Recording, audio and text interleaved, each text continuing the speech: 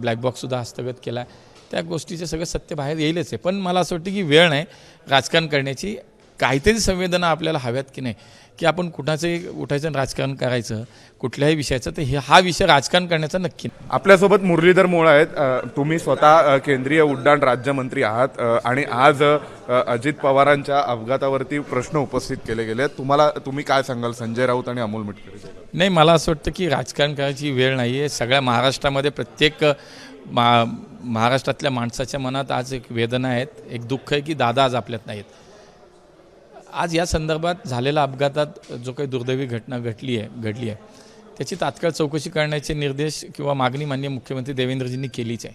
त्याच्यानंतर तात्काळ DGC असेल AIBची टीम त्या ठिकाणी पोहोचली, त्यांनी चौकशी चालू केली आहे. त्यांनी त्या ठिकाणी आपण जर पाहिलं तर ब्लॅक बॉक्ससुद्धा हस्तगत केला. त्या गोष्टीचे सगळं सत्य बाहेर येईलच आहे. पण मला असं वाटतं की वेळ नाही राजकारण करण्याची.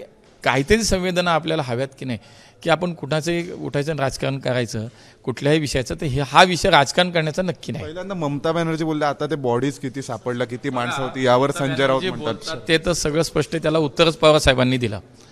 मला असं वाटतं हे कदाचित राऊत साहेबांनी ऐकलं नाही का की पवार साहेबांनी काय सांगितलं.